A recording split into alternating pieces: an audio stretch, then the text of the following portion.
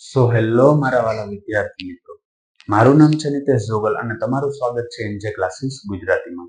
તો વિદ્યાર્થી મિત્રો, આજે આપણે જોવાનું છે ધોરણ 10 વિષય ગણિત અને તેનું ચેપ્ટર નંબર 14 કે જેનું નામ છે સંભાવના. સંભાવના બોર્ડની પરીક્ષામાં ટોટલ 14 માર્કની અંદર પૂછાય છે અને સાવ એટલે સાવ સહેલું એવું ચેપ્ટર છે. આના જેટલા પણ સ્વાધ્યાયના દાખલા છે ઓલરેડી ચેનલ ઉપર અવેલેબલ જ છે. હવે આપણે જે એના શૂટ કરીએ છીએ એ છે એના ઉદાહરણો. તો જે ઉદાહરણો છે એ પણ ક્રમ બાય ક્રમ તમને આજથી જોવા મળી જશે. તો આજે આપણે જોવાનું છે તેનું ઉદાહરણ નંબર 1. ઉદાહરણ નંબર 1 ની રકમ મને કંઈક આ પ્રકારે આપી છે કે સિક્કાને એકવાર ઉછાળવામાં આવે ત્યારે છાપ મળવાની સંભાવના શોધો તથા કાંટો મળવાની સંભાવના પણ શોધો. સિક્કાને કેટલી વખત ઉછાળવામાં આવે છે? ફક્ત એક જ વખત ઉછાળવામાં આવે છે. તો તેમાં છાપ મળવાની અને કાંટો મળવાની સંભાવના મારે શોધવાની છે. તો સિક્કાને જ્યારે એક વખત ઉછાળવામાં આવે તો એની અંદર કુલ 2 પરિણામ મળી શકે. તમને ખબર છે સિક્કાને હું એક વખત ઉછાળું તો કાં તો એની અંદર હેડ એટલે કે છાપ મળે ને કાં તો એની અંદર ટેલ એટલે કે શું મળી શકે? કાંટો મળી શકે છે. એટલે આપણે પહેલા તો જોઈએ સિક્કાને એક વખત ઉછાળતા મળતા કુલ પરિણામ બરાબર. જો સિક્કાને એક વખત ઉછાળવામાં આવે તો એની અંદર કાં તો શું મળી શકે? હેડ ને કાં તો શું મળી શકે? ટેલ. બે માંથી કોઈ પણ એક જ પોસિબિલિટી રહી શકે છે. એટલે ટોટલ આના જો કુલ પરિણામ કહું તો કેટલા થશે? 2 થશે. તો એમાં જે મને પહેલો પ્રશ્ન પૂછેલો છે એ એમ કીધો કે h મળવાની સંભાવના કેટલી થાય? તો આપણે લખીએ h મળવાના સાનુકૂળ પરિણામ બરાબર હેડ. h એટલે શું થાય? હેડ મળવાની સંભાવના એટલે કે એના સાનુકૂળ પરિણામ કેટલા છે? એક જ છે, કેમ કે આમાં કેટલી વખત હેડ છે? એક જ છે. તો હવે જો આ પહેલી ઘટના છે એટલે હું જો એને p of a કહું તો સૂત્ર એનું કંઈક આ પ્રકારે છે કે સાનુકૂળ પરિણામ ના છેદમાં શું છે? કુલ પરિણામ. તો જો સાનુકૂળ પરિણામ મને કેટલા મળ્યા છે? 1 અને કુલ પરિણામ આપણી પાસે શું હતા? 2. એટલે જવાબ શું આવશે? 1/2. આનો થશે જવાબ.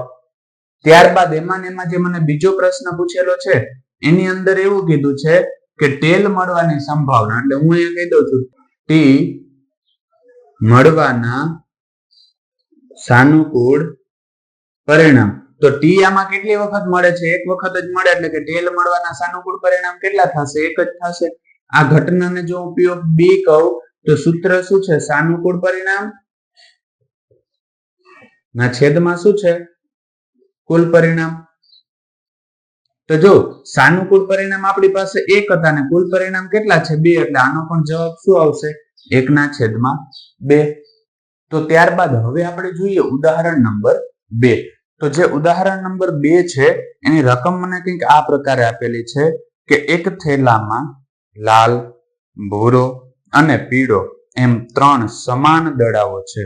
કૃતિકા થેલામાં જોયા વગર એક દડો થેલામાંથી યાદચ્છિક રીતે પસંદ કરે છે. તેણે પસંદ કરેલ દડો આઈ કરીને મને કીધું છે પીળો હોય, ડબલ આઈ કરીને કીધું છે લાલ હોય અને ટ્રિપલ આઈ કરીને કીધું છે કે ભૂરો હોય. તેની સંભાવના શોધો. પેલા મને શું કીધું છે? એની અંદર કેટલા હતા? કે 3 સમાન કદના દડાઓ છે. બરાબર. હવે જો પેલા તમને શું કીધું? 3 સમાન કદના દડા છે એટલે હું અહીંયા લખું કુલ પરિણામ બરાબર ક્યાં ક્યાં દડા છે? કે એની અંદર લાલ, ભૂરો અને પીળો આવા કેટલા દડા છે? ટોટલ 3 દડા છે. એટલે કુલ પરિણામ એના કેટલા થયા? 3 થયા.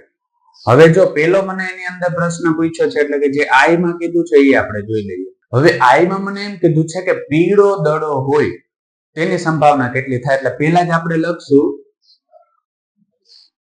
પીળો દડો મળે તેના સાનુકૂળ પરિણામ.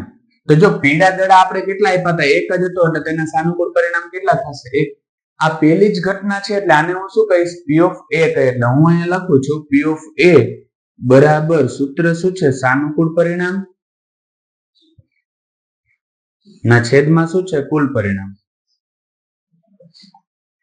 તો જો અહીંયા સાનુકૂળ પરિણામ મારી પાસે કેટલા હતા? 1 અને કુલ પરિણામ આપણી પાસે કેટલા છે? 3. એટલે આનો જવાબ શું આવશે? 1/3. હવે એમાં ને એમાં જે ડબલ આઈ માં પ્રશ્ન પૂછ્યો છે એ પ્રશ્ન પણ આપણે જોઈ લઈએ. ડબલ આઈ માં મને એવું કીધું છે લાલ હોય. હવે દડો કેવો હોય? લાલ હોય. એટલે હું અહીં લખીશ લાલ દડો